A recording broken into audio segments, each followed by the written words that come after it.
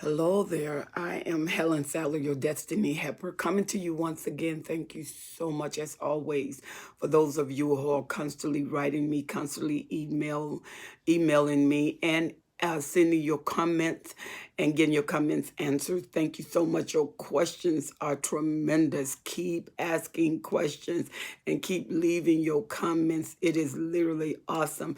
Your input is tremendous and is really assisting other men and women who are coming to our videos, listening to our videos, and reading your comments. So thank you for helping out in this program.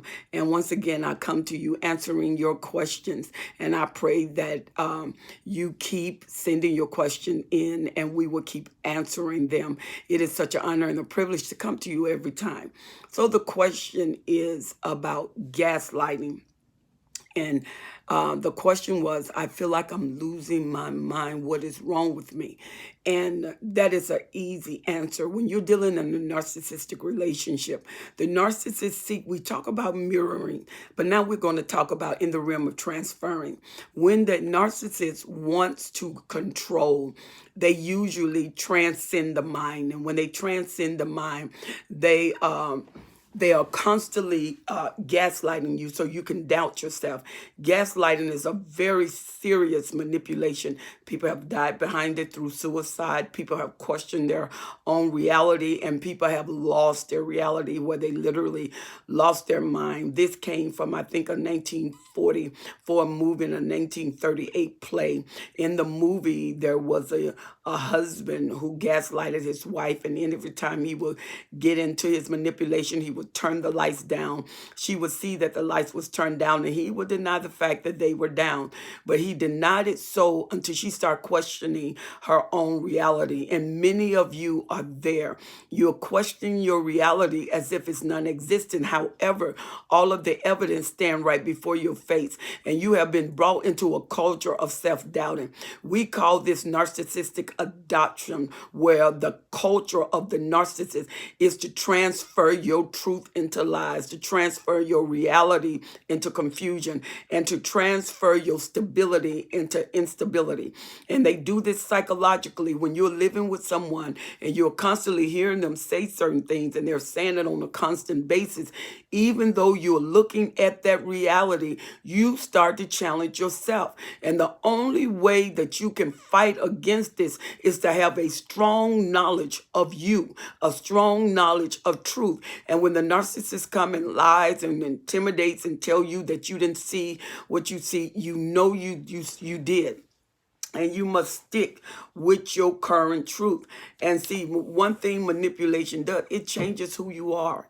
It calls you to move away from a rooted stability, a rooted structure, a rooted a consistency, until you are in a transitional stage, because you have lost what is true, what is real, and because you put all of your confidence in the narcissist beyond yourself. You trust everything they say, and you trust very little of what you say. You can get into some serious trouble through that type of psychological manipulation. And it can go from a little thing to a very tremendous thing. And a lot of times when narcissists cheat, you saw them with somebody, they'll tell you you didn't see them. They'll tell you they wasn't there. And you know for sure, you know your husband. You've been married to him for 5 years, 10 years, 15, some of y'all 20, 30 years. And they still tell you you didn't see them, that you are trying to coerce a truth. You are trying to stretch a truth. You're trying to charge them maliciously. They was not there. And you can even show them a picture, and they're saying that you took and went into some kind of special effects, and you did that when you know the truth. You saw them talking to who they were talking to, kissing, hugging, them riding, and what you saw was the truth. But once they bring in reasonable doubt, you will start to doubt everything. When it's done on a consistent basis, that is a very tremendous impact. And don't think constant saying, constant charging, constant manipulating your thoughts will not have an effect on you. It will, a tremendous effect. And so what you have to do is know who you are. And it's not a matter of weakness, because many people say, I'm so weak. I don't know how I can't be strong in something like that. It's not a matter of strength. It's a matter of process. Because when you are told by someone that you care for, someone that you love, and we know that narcissists' inability to love, their inability to have compassion, their inability to be consistent because they're bored easy, and you know they always go into devaluation as a goalpost, and they're going to go into discard as self-protection. And what they do is when the energy starts to drain because you done got so frustrated with them. And sometimes you don't have to do anything. They just get bored with the tendency and they move on. But they always have a gateway of coming back. And so when the narcissists take and build a culture of adoption, when you adopt someone, you take on as your own from what someone else has birthed. The narcissist birth gaslighting, and you adopt that standard. You adopt those words. You adopt those sayings, and you take them as if they're your own. And because of the consistency, see, they get you to be inconsistent while they are consistent. They get you to be unstable while they are causing stability in what they're saying, and they're causing a continuum. They're precise in what they're saying. They're saying you crazy. They're saying there was no money on the dresser. You said, I did. I took that money. I put $400 on the dresser. They said there was never $400 on the dresser. Why are you accusing me of stealing? You accusing me of this, and you feeling guilty. Said, no, I'm not accusing you. Well, if there's nobody in the house, who's going to take the money? The children are too young, and so it has to be you or him. If it wasn't you, it was him. So he'll make you think that you misplaced the money. So there you go. Once you leave that room, you go look in your purse, you go look in the car. See, you've already started the cycle. You started the cycle of doubt. In your heart, you know where you put it, but in your mind, you started the process. And what is stronger than thinking is doing. And when you do, you start to engage the doubt. You start to engage the gaslighting. And listen what gaslighting is. When I looked this up, this is a definition, and I thought it was a pretty good definition. I wanted to get a definition and let you hear this. Gaslighting is the form of manipulation. It is to sow seeds of doubt and manipulation to an individual or group, hoping to make that target question their own memory, their own perception, and sanity, using persistent denial, contradiction, misdirection, and constant lying. That is a simple definition. They constant. The word here is constant. That is the employment word. Constant. They do this consistently. They don't hit you one time. They constantly say this, and they will do forum, and sometimes they will even put things down and tell you, I'm gonna put this here and I'm going to the kitchen and get water. And then when you leave out the room, they run in there and they pick that up and they take it out. And then they come from the kitchen and say, where's this? I just put it there. You said, no, I don't know. It was there when I left out the room. They said, well, ain't nobody here but me and you. So if I didn't get it, who got it? And so you're thinking, I know I put it, I saw it there. I know I didn't touch it. And there's nobody there. A lot of times they will go through the channel of training. We call this boot camp, mental boot camp. And mental boot camp, you always train the mind like the Army train a soldier. When the Army train a soldier, they put them in boot camp. They take them to their limit to show them they can go beyond their fears, go beyond their limited capacity where they think I can't take it anymore. The military would take you beyond that point to let you know you can take that and some more. You can take whatever is necessary for you to endure, for you to win, for you to get the job done. And you can strategize. Your mind is elite. It's tremendous. Your mind can strategize. And when you are dealing with manipulation with a narcissist, you must strategize, because this narcissist will do things, put down things, manipulate things, and then tell you that it wasn't done to get you to doubt. And what comes in is a state of confusion. You are so confused. You don't know whether you're going or coming. You know, you get up in the day, you don't know what to expect. You're not even the same person. And you're saying, I was never like this. I was always a person that was sure and confident. I knew what I knew. But since being within this relationship, I don't know anything anymore. When you do that, it's time for you to really engage that relationship. It's time for you to meditate on what you're doing, to consider and concentrate the forum you on. Because if you continue down that road with all of that confusion, with all of that self-doubt, with all of that misconception, and you no longer know even what you believe anymore, what you believe, the bar posts have been moved, and it keeps going higher and higher, and it keeps going away from your present truth. It keeps going away from who you are. And you wake up in the morning, you got headaches. You wake up in the morning, you got blurred vision. Your stomach is always upset. You're taking Tagamet. You always need something salty, and then you sit, and it's like you fading in and out of reality because you're thinking of all the things that you thought would existed, but he said it didn't. And then your love for him, your commitment with him, because you got to remember the narcissist is like drugs. They are addictive. These people are addictive. So the more you hang around them, it's like the more you take in that drug. Once you take in that drug, it gets in your system. Your system now make a demand for the drug. Your emotions make a demand for the narcissist. You can't be without them. When they leave, you miss them. You know they're doing wrong. You know they're lying. You know they're manipulating. The mask fell off. You actually saw what you were engaged in. You had a visibility of what you were living with. But that drug, that addiction will make you excuse it. So not only is the narcissist gaslighting you by moving your reality away, telling you it's not in your memory, that's not what you remember, then they start being dictatorial of what you remember. They start telling you what you saw was this. What you remember was this. And you're trying to say, I don't remember that. That's not what happened. And then pretty soon you said, well, maybe it is. Maybe when I was over there, this did happen. So now you are reciting the law of transference had happened. What was in the mind of the narcissist, what he painted is now what you're saying. That's not what happened, but that's what you're saying. So you're saying the same thing he's saying. Once he knows or she knows that work, they keep doing it. It's a continuum. Now they can cheat because they know they're going to change your mind. They can go in the bank account. They know they can change your mind. The bank got pictures of them pulling the money out, and they tell you, and they said, no, that wasn't then. Remember I told you I was going to get the 50. They never told you they was going to get the 50. And you said, did you tell me that? Yeah, I told you that. I told you I was going to go get $1,000. And you told me to go on. And you was like, I never told you that. You told me that when you was over there with the baby. Remember you was changing the baby? You said, yes, I remember changing the baby. That's when I asked you. And you told me, yes, now you going back on your word and you accusing me of lying. See, this is why I don't want to be here. You make me go out.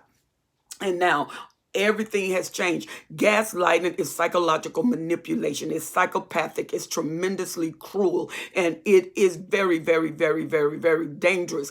Even after the narcissist has discarded you and he is gone, you are still stuck into the realm of a non-reality. You don't even know what is the truth of what you saw when you said you saw it, even though they're gone. You are contemplating that scenario over and over and over and over again. And until you go in see and the fog start to leave and things start to clear up, you really don't get a true narrative of what happened. Gaslighting is so tremendous. Look, it is meant to destabilize the target and to delegitimize the target's belief. It is to take all truth away from you. It is to legitimize what was really the true essence of the occurrence. And they change the occurrence. They rewrite the whole script. They rewrite the characters in the script. They rewrite the time it happens. And you are like, wait a minute. I came home. And then when you say it, everything coincide with the timeline. You put that there is there. You said, I went here, that's evident. But when you talk to the narcissist, none of that is evident. You said, no, because I put this here until you start filming yourself. When you come in the house, boom, you put on the camera and say, I'm doing this, I'm doing that, and you have to film yourself and tape yourself because you don't even know what you're doing anymore. You don't even know whether there's a truth. It's just like when the narcissist says something and he denied that he said, now you got him on tape and he hears himself. He says, see, you know what? I remember what that was. after you told me this, then I just agree with you. I just agree with you, and I just said that so you can get off my back. He was like, no, look at the time. This was the time of the conversation. He said, that wasn't the time of the conversation. This was the time when I just got frustrated with you. I got so tired. You know I love you, and I don't even know why you do this. I've given you my heart. I've given you my everything. I made you my world, and it ain't enough. The more I give you, the less you appreciate. Now you're lying on me, and I'm your husband. I'm your wife. You're lying on me. You're telling me things that I'm doing that I did not do. You're setting me up. Who is she? Who is he? I know you have someone else. You're cheating on me, aren't you? Yes, you're cheating. When I go to work, you're going out there cheating. When you go to that job, you're not going to that job. You're cheating. Look at your tape. That tape shows you're cheating, because I did this and I said, and it just shows everything they said. But when they switch it around, now you're no longer looking at the tape as evidence. You're looking at the tape as being incriminal.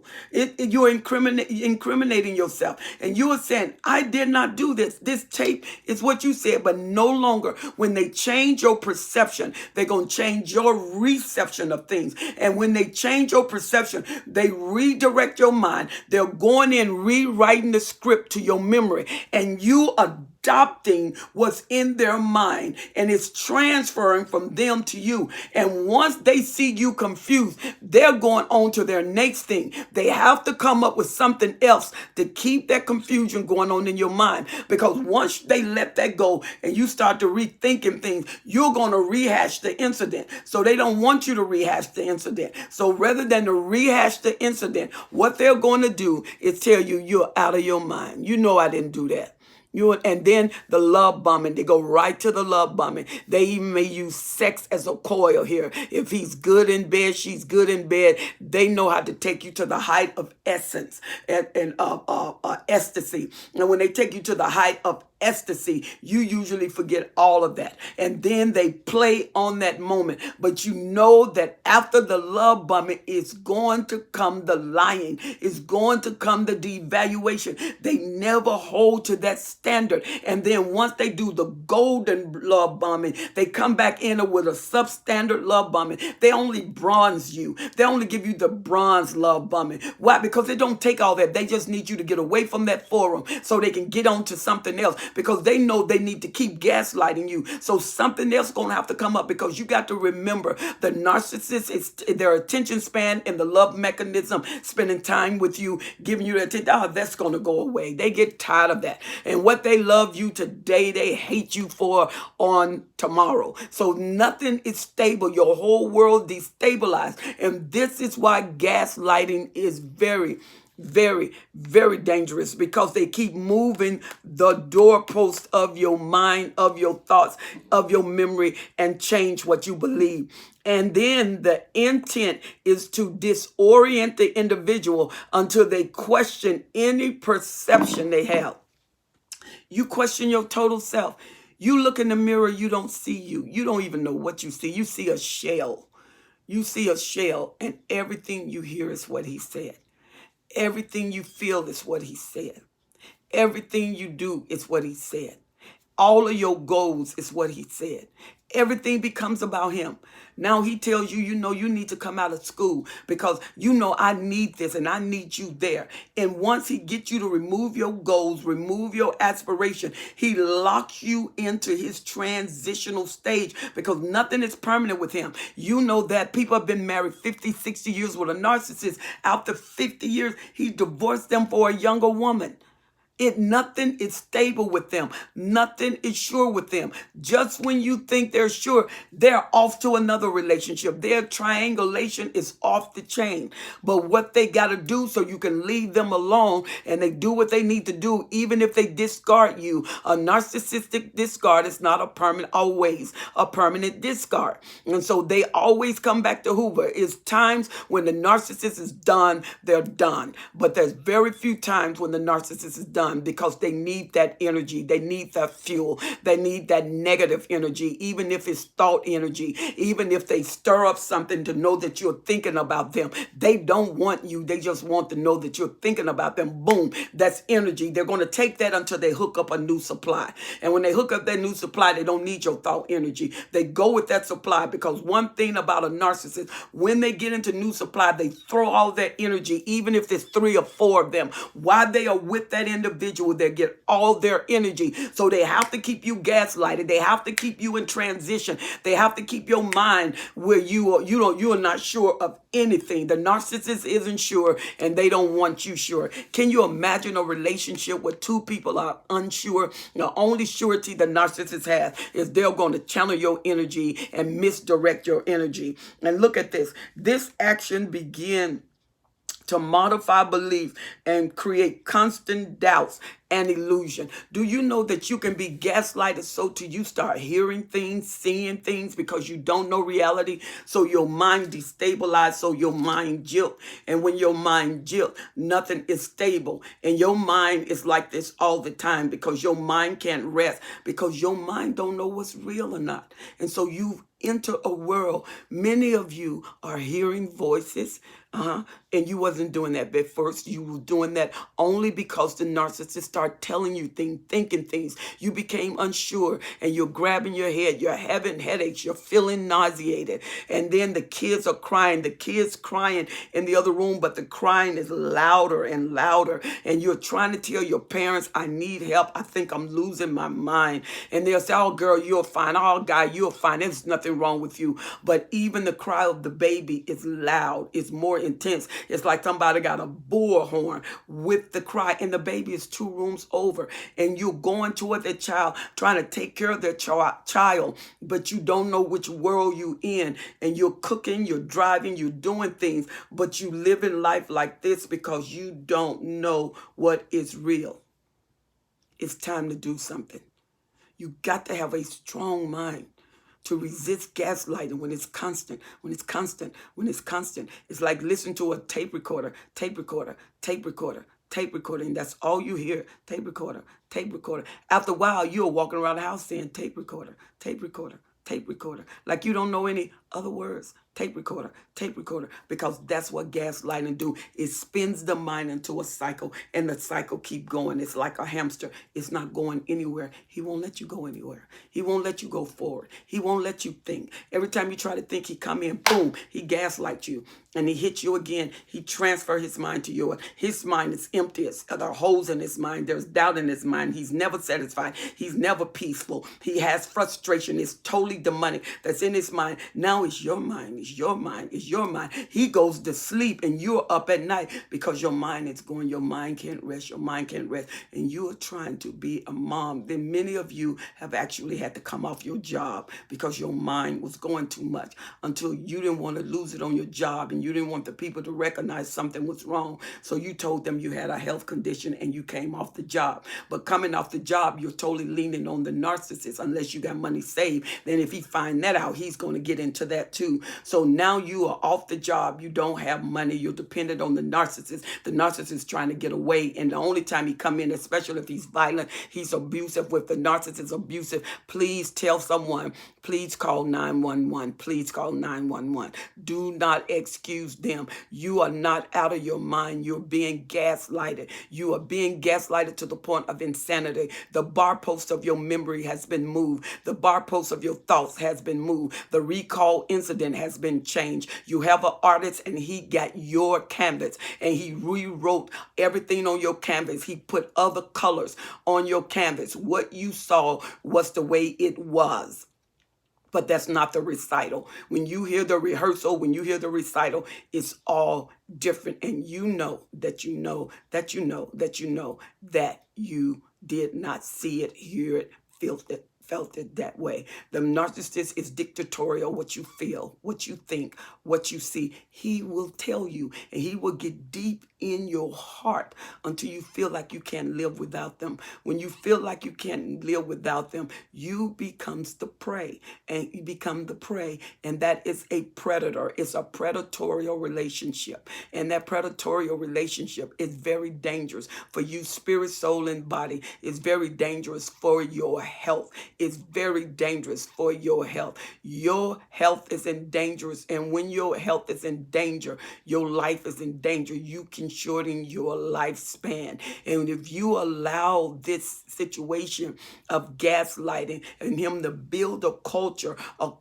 is a process that has happened, so, and everything integrated into culture becomes the action of what is already there. And the action of what is already there is a repetitive commodity. And this repetitive commodity is what you're doing and doing and doing until now you got a culture in your mind. Everything that enter your mind, enter that culture. It enter the culture of what is already there. You now cannot sift things through, but you put things through the transfer process of the narcissist. Now you're operating in the mind of the narcissist, in the feelings of the narcissist, in the belief of the narcissist, in the eye gate, ear gate. And now it's like he sees himself in you. And when he sees himself, he don't like himself. She don't like herself. You are on the road to discard. He's having problems. He hates himself because he know he's a villain. She knows she's a villain. She knows she does terrible things. That's why they cry, and they are not really repenting. They're just getting back in to tell you how sorry they are, and to tell you how much they really love you, and to tell you that they can't do without you. And you believe them because you are in a cycle, and you have to break that culture. You have to get yourself to someone else of soundness to talk to you. When you cannot talk to yourself, your inner self is at jeopardy. Your inner self has compromised to the point what that culture and that gaslighting has affected your inner self. And you used to talk to yourself, girl, get up, man, get up. You could do it. You don't have to take this. You don't have to be this. You're more than this. But you don't say that anymore. Now you're questioning yourself in confusion. Everything is a state of confusion. You contend with yourself. You contest yourself. Not the narcissist. You're contending with you, and you're fighting within yourself until your eyes look faded out, until when a person look in your eyes, it's like there's no soul there. It's like an empty shell, and you starting to act like an empty shell. You're starting to act monotone. You've lost your joy. You've lost your dream. You lost your goals. You've lost who you are. You're no longer the same. Shame is there. You can't go out because you can't trust yourself. And if you see something, even some of you, your speech has been affected. You find your speech is slower. You find your speech is slurred. Some of you have had to go to the doctor to get on volumes just because you believe them. Nothing was wrong with you. They took a culture and transferred through adoption. They got you to adopt their thought, to adopt their emptiness, to adopt the holes in their lives, in their souls. They got holes in their soul. Your soul was whole. You were beautiful. You were energetic. You were happy. Everything the narcissists crave. They crave for the happiness. You had it. They crave to know what love felt like. You had it. They crave for the joy and the peace that you got. You had it. Now you are like the narcissist. He see you and he hates you. And you wonder, why do he act like he hates you? He do. Because remember the mirror. When you look in the mirror, you look at themselves. They used to mirror you. Now they can see you as their mirror. And they don't want to be there. Every time they come home, they don't want to be there. And the new supply make them forget. But it won't be long before they're on the road to confusion. Because what they are, you can never take a snake and dress them up in a suit and put them on 2 pair of shoes. You can never do that. And that snake walk upright like a man. A snake is a snake, and he will crawl on the ground. He will crawl on the wall, but he's going to crawl. When you get creepy crawlers, expect this kind of behavior. Expect for the lies. Expect the gaslighting. You have to pull yourself back. You are not crazy. If the lights went dim, they went dim. He can say 1,000 times that the light did not go dim. You're looking at it. Do you know that your mind can be fooled? If you put constant words in your mind, the mind will believe it. You are above the assault, the mental assault, the soulish assault. You are above it even right now when you're on the edge and you're feeling your way because nothing seems sure. One thought change can change your world. One mind change can change your world. If I can provoke your memory back to your authentic self, back to your true self, back before this, when you could love, when you could care, it was just misdirected in the wrong way. You loved something that was empty. Your love went into a garbage can and there was a hole at the bottom. And if you put something and there's a hole at the bottom, at the velocity of the drop, that's the pain you feel when you're dropped. And you were dropped. You were dropped in love. You was dropped in care. You was dropped in truth. And you're feeling that. You are feeling the velocity of the drop and the distance of the drop. The longer you stay, the farther the distance goes and the harder the drop is. You've had a hard drop, but you haven't been dropped to destruction. You haven't been dropped to the finish, and you haven't been dropped to the end. You can get up. And if you don't have anybody, go to the mirror and say, girl, wake up. Wake up. You start writing down things that you do that day. Don't say anything to the narcissist. Write it down. What you did that day. Go in the bathroom and tell yourself what you did that day and look at that paper and watch things start lining up. You start remembering more and more and more and more cerebral. You're remembering more and more. It's coming to the frontal lobe. You're remembering more and more. And you know that if I remember that I did this, and it's with precision, because the more you provoke that memory, do this exercise every day, and then say what you did out of your mouth. Recall what you did on paper. Say it out of your mouth and recall what you did on paper. And then when the narcissist go tell you you did this, don't argue with them. Go in the bathroom and recite what you saw and talk to yourself, because you may have to escape to freedom in order to save your mind, to save your soul, and to be a mother to your children. You will not lose your mind. You're going to gain your mind. You're not going to lose your will. You're going to gain your will. You will build. You will finish. You will prosper because you have victory. You will be fruitful. You will multiply. You will subdue everything that comes up against you and try to bring you into a finite, limited, wrong way. And you have dominion. You are a powerful being, and you have to say that I was made in the image of God, and in the image of God made he me. I will arise. I will go forward. I will expand. My mind is sharp. My memory is sharp. I will not lose my mind. Craziness is not for me. I am a sound woman. I am a powerful woman. I got caught in a wrong connection, but I trust God to correct this connection. Mind, you will think. Memory, you will recall. You will see things as is, and you will not go to adaptability or an adoption. I will not be the mirror that the narcissist is, but I'm call your name out. If your name Jennifer, I'm calling Jennifer. I'm calling Diane. I'm calling Keith. I'm calling Harry. I'm calling you forth, and you call it forth. And when nobody's there, you do this exercise every day. Every day you go to the bathroom, you put it on tape, and you put those plugs in your ears and you listen to them. You listen to them. Also on YouTube, they got inspirations. Inspiration, don't quit. Inspiration, be determined. Inspiration, go forward. Put that on your YouTube. Put those earphones in your ears and let them encourage you back to life. I have a program. It's called on YouTube, Apostle Helen. on not YouTube, on Periscope and Facebook. It's Apostle Helen, APOSTLEHELEN, and it's one word. I want you to go there. And when you go there, listen to those words, especially if you're a believer.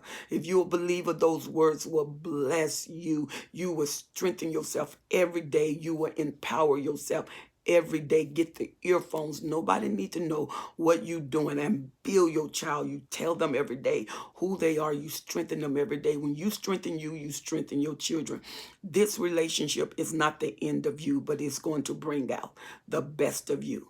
And it's always a joy, once again, to be with you. You are in a narcissistic culture, and you have got into the adoption, and you're adopting their thoughts. Take that thought back to the agency, to the narcissist agency, and tell them this is a product of rejection. I reject this product, and I don't want this product. I can birth my own babies. I don't need to adopt. You're stronger than you think. You're more powerful than you think. And no matter how you hurt, and I know some of you hurting, and I know even with all of the gaslighting and all of the culturistic, predatory adoption of thoughts and will and imagery, until they're gaslighting, you will take it to have them.